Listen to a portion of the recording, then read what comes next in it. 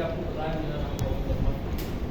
सबसे पहले मैं ज्ञानी में खड़ी भगवान जी महाराज के चरणों में प्रणाम करना चाहता हूँ और धन्यवाद देना चाहूँगा श्री भदौरिया सर जी का, जिनकी जो है मेहनत से आज समीक्षा इंस्टीट्यूट फल फूल रहा है। मेरी सक्सेस की जर्नी 2017 से शुरू हुई जब मैंने SI का एग्ज़ाम दिया और उस समय मैं 2-3 महीने की जॉब में गया था प्राइवेट पुणे में, लॉरियल पेरिस में।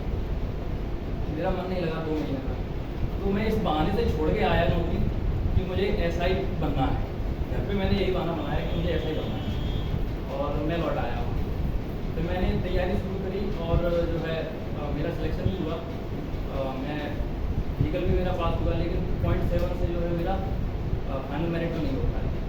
उसके बाद मेरे बहुत सारे जो है एग्ज़ाम निकले। रेलवे लोको पायलट भी बना मैं, लेकिन मेडिकल में जो मुझे फेल कर दिया। और फिर भी और छोटे मोटे एग्ज़ाम पटवारी में मेरा जो है अच्छा इस बार की परफॉर्मेंस रहा है।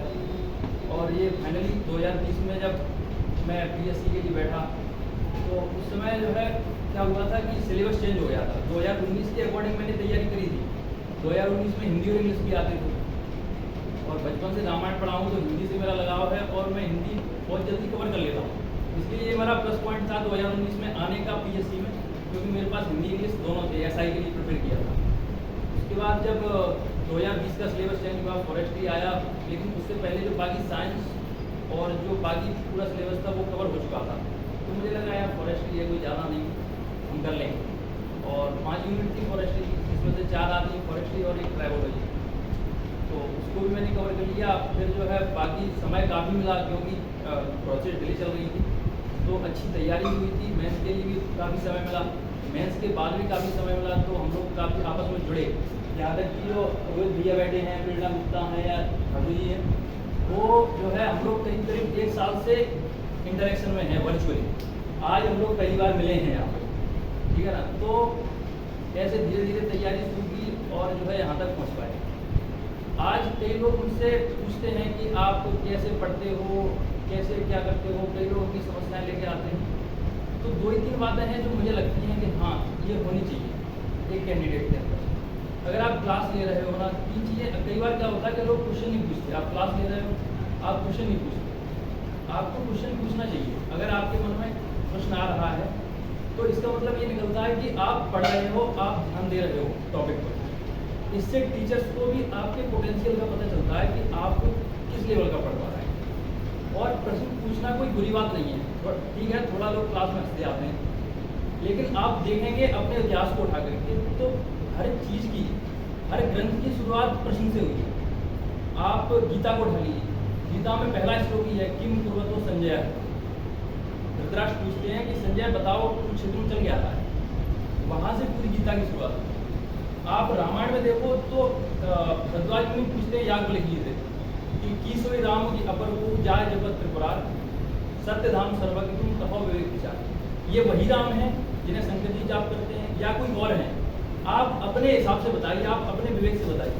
वहाँ से पूरी रामचरितमानस की शुरुआत। जितने भी प्रश्न बनते हैं पहले प्रश्न से ही किसी ग्रंथ की शुरुआत होती है। आप भागवत को देख लीजिए, भागवत में भी यह कहा जाता है जब परीक्षित पूछते हैं कि कोई ऐसा उपाय बताइए कि 7 दिन के अंदर मेरी मृत्यु होने वाली है और मुझे जो है मुक्ति मिल जाए। वहाँ से शुरुआत हुई है भागवत। इसी तरह एक चैतन्य चरितामृत नाम से पुस्तक है महाप्रभु चैतन्य की, उसको के आमी, उसका जो शीर्षक है के आमी, मतलब मैं कौन हूँ। वहाँ से पूरी शुरुआत हुई। तो प्रश्न करना कोई बुरी बात नहीं है। आप लोग प्रश्न करेंगे, वहाँ से ही आपके कल्याण की शुरुआत होगी, वहीं से आपकी सफलता की शुरुआत होगी। तो प्रश्न पूछिए।